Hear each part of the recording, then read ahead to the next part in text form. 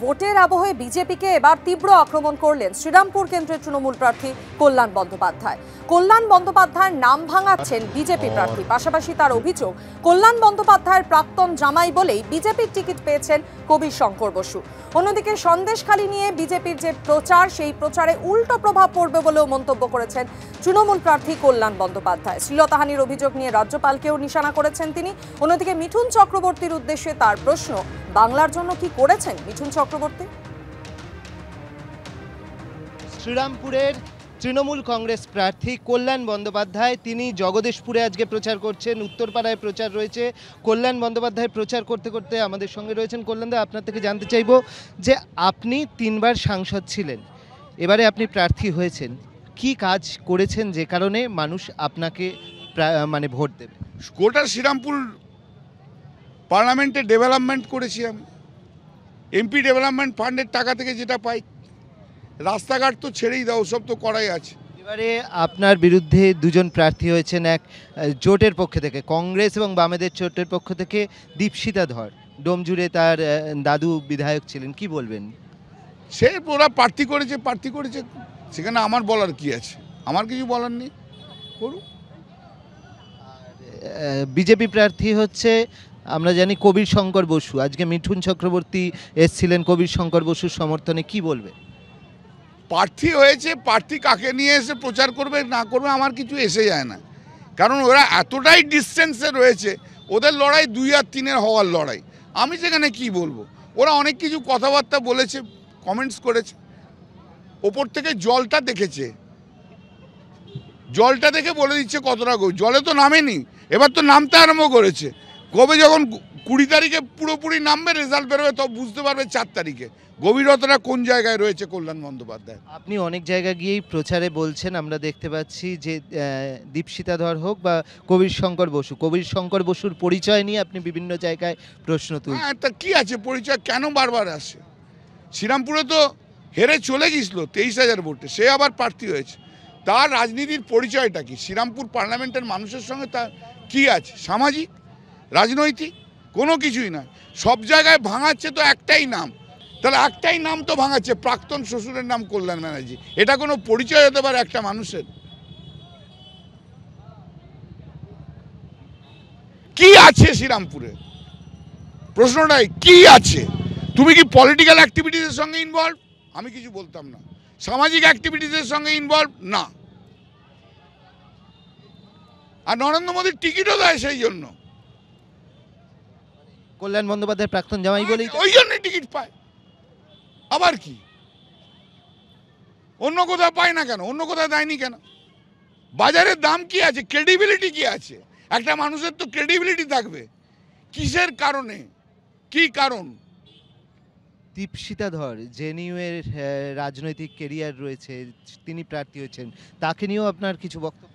সে আমার সম্বন্ধে বক্তব্য করেছিল বলে আমাকে বক্তব্য দিতে। এরা দুজনেই আমার বিরুদ্ধে প্রথম থেকে কথা বলেছিল, ব্যক্তিগত অ্যাটাক করেছিল, তাই জন্য আমাকে বলতে হয়েছে। না, আমি বলতাম না। শহরাঞ্চল আপনার মধ্যে অনেকটা আছে, গ্রামাঞ্চল যেরকম রয়েছে শহরাঞ্চলে রয়েছে।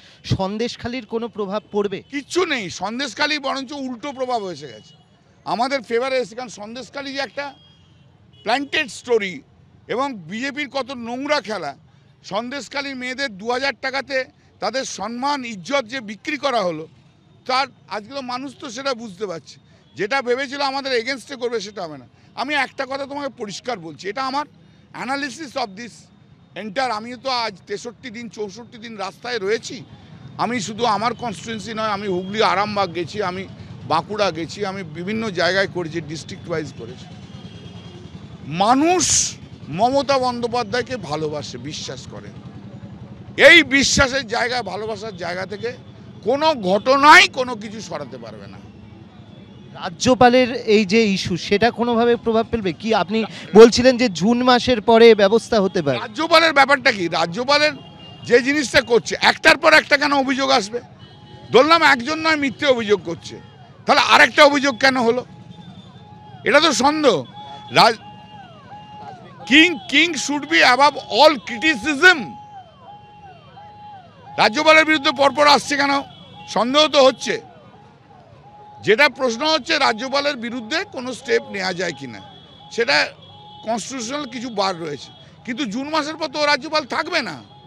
জুন মাসে পর নরেন্দ্র মোদী ভারতবর্ষের প্রধানমন্ত্রী থাকবে না, বিজেপিকে চলে যেতে হবে। দেয়ালে লেখা হয়ে গেছে, গদি মিডিয়া পড়তে পারছে না, আদারওয়াইজ সবাই পড়তে পারছে। একটাই প্রশ্ন, আজকে মিঠুন চক্রবর্তী বলছেন নাম না করে যে এখানে এক বিরোধী প্রার্থী তিনি দুর্গা মায়ের পুজো করার সময় কান্নাকাটি করেন, অর্থাৎ কিন্তু যে দেখা যাচ্ছে যে দুর্গা মায়েদের যে অসম্মান হচ্ছে সেক্ষেত্রে তো তিনি সোচ্চার হচ্ছেন না। আর কালীকে নিয়ে যিনি বলেন আর এক প্রার্থী, তার বিরুদ্ধেও কিছু বলেন না, এদের বোঝাপড়া আছে। দুর্গাকে নিয়ে কি কি হয়েছে? মানে মায়েদের কথা বলছে, মহিলাদের অসম্মানের কথা। কোথায় মহিলাদের অসম্মান হয়েছে? মিঠুন চক্রবর্তী আর কবে ছিল এখানে? মিঠুন চক্রবর্তী কবে ছিল? অভিনেতা, আমি তাকে শ্রদ্ধা করি, রেসপেক্ট করি। বাংলার কাজের জন্য কি কন্ট্রিবিউশন মিঠুন চক্রবর্তীর আছে বলো তো? অভিনেতা হিসেবে আমি তাকে শ্রদ্ধা করি।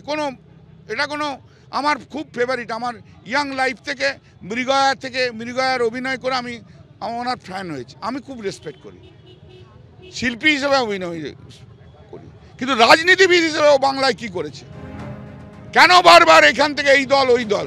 ও তো রাজ্যসভার এমপি ছিল, কি করেছিল পশ্চিমবাংলায়? কি করেছিল? উনিও তো বিজেপির হয়ে এত আজ কয়েক বছর ধরে পরপর উনি ইলেকশন করে যাচ্ছেন। শুধু ইলেকশনে আসবো, ছবল দেও, এসব ডায়লগ মারবো। বাংলার মানুষের পাশে কবে ও এসে দাঁড়িয়েছে সেটা বলুন না।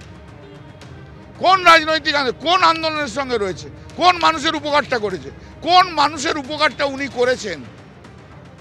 কই সন্দেশখালীতে মিঠুন চক্রবর্তীকে জিজ্ঞেস করুন তো। মণিপুরে যে 300 থেকে 400 জন মহিলা ধর্ষিতা হয়েছে, মিঠুন চক্রবর্তী একবারও মণিপুরে গেছে? এবারে জিতবেন কল্যাণদা? মার্জিন কিরকম হবে? আশা কি তো করছি 1.5 লাখ ভোটের ওপর তো জিতবো, কিন্তু আমার ওপর একটা চাপ এসছে এবার। চাপটা হচ্ছে মানুষের ডিমান্ড, দাদা এটা 2 লক্ষের ওপর করতে হবে।